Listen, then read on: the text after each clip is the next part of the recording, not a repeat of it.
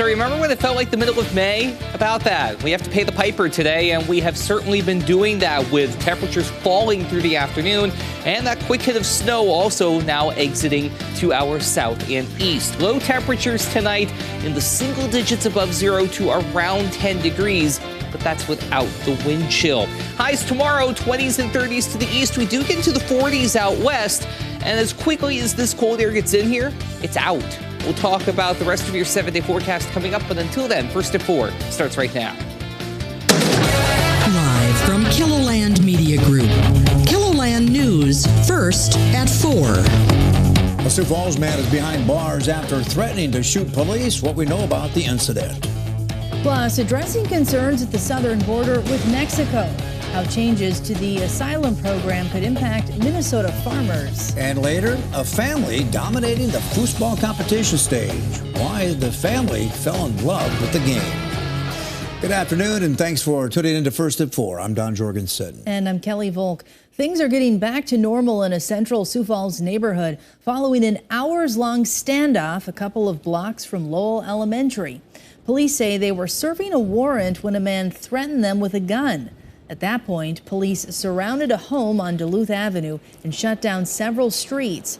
Just after 2 o'clock, police announced they'd made an arrest. Officials have released the name of the man who died in a crash east of Geddes on Saturday. 57-year-old Kenneth Schnabel was driving west on 285th Street around 2 a.m. when his vehicle entered the north ditch, hit an approach, went airborne, and then rolled several times. He died from the injuries that he sustained in the crash. The South Dakota Highway Patrol said that Schnabel was not wearing a seatbelt. Sioux Falls police say one local business has failed an alcohol compliance check. Authorities say several businesses were checked on Monday. The one that failed was Liquor Stadium on South Marion Road.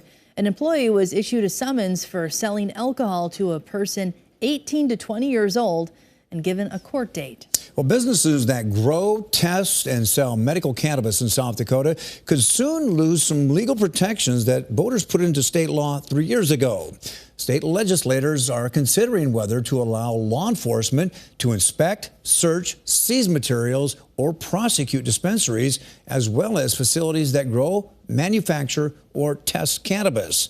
The bill's already passed the Senate and a House committee. It now goes to the full House for final approval. It could be debated as soon as tomorrow afternoon. Bob Mercer has more on the special protections. That's on the Capitol News Bureau page right now.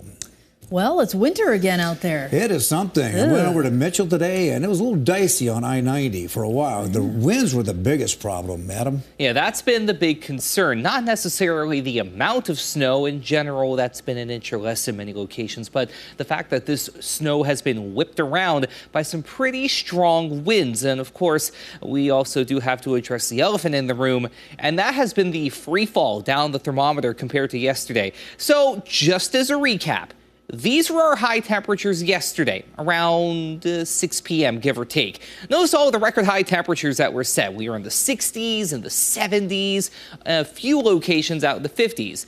Now, our high temperatures today since midnight don't look terrible at face value. But then we have to put this disclaimer out there. A lot of these readings were recorded before the sun came up. And it's been downhill from there ever since. And we're going to continue to slide downward until we bottom out in the single digits tonight, where we already are in places like Marshall and Ortonville, both at 9 degrees, along with Faith, Buffalo, and Spearfish. They're at 9. Compare that to the 15 degrees, by the way, in Rapid City to their south and east. 8 for Sisseton and Watertown, 14 degrees in Sioux Falls. We'll take a look at Falls Park. It actually looks like winter. It feels like it, too, especially when you consider that a wind out of the northwest at 21 miles per hour. That puts the wind chill at -4. Please keep this in mind as you go about your evening commute, not to mention the fact that roads are pretty slick out there at times. And this is the difference between now and this same point yesterday. We are 55 degrees colder now in Sioux Falls compared to the same point on Monday, along with Mitchell and Huron. It is almost a 60-degree difference for Yankton and Valentine. We're 57 degrees colder in winter. These are numbers, quite frankly, I have not seen before. And we're going to try and make that go the other way, maybe not to the same extent and not to the same time frame as we go toward the end of the week. Winds are also going to be the big factor as we enter the evening and through the night, though they do back off at least slightly as we head into the night. Not before we have to deal with a few more wind advisories through the rest of your evening. We'll go through your quieter 7-day forecast, not to mention milder 7-day outlook, all coming up as we head through the hour.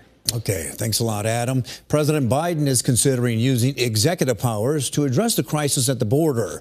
Most likely, that would mean restricting access to the asylum program. But what about all those migrant workers that come here legally to work on farms in the Midwest? John Lauritsen, with our CBS affiliate in Minnesota, takes us to Freeborn County to show us how many farms have become dependent on this foreign labor program. We're running about 1,000 acres of vegetables. And we also do corn, soybeans, and sweet corn. Well, right now, it's the potatoes that are keeping Pete Van Urkel busy. This was just some soybean ground. He and his crew grow them near Hollandale, clean them in Maple Island, and then send them off to hungry consumers. Years ago, there was farm kids on every farm site, and with ag background, and we're interested in ag, that era has been over with for a long time. Which is why Pete began hiring help from other countries. In April, migrant workers will begin arriving for another growing season at Van Urkel Farms, part of what's called the H-2A visa program. I normally get about a resume a day from somewhere across the pond, maybe from South America, maybe from Mexico. If you didn't have this, where would your farm be right now? Well, we certainly wouldn't be doing the vegetables anymore. You can't, we need people. The program is in all 50 U.S. states, and it's estimated that 1 in 4 agricultural workers in the U.S.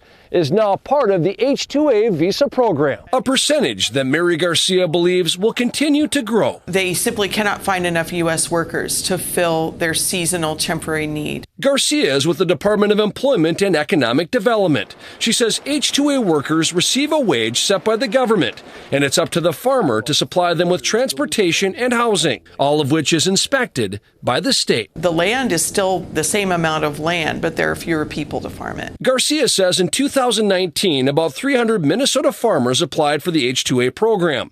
Last year, that number jumped to 450. And unlike some neighboring states, Minnesota offers these workers overtime. They leave their homes and their families for 10 months at a time and come here and work in our state and make 3 or 4 times more than what they could make back home. Van Urkel isn't surprised. Demand for foreign workers is at an all-time high.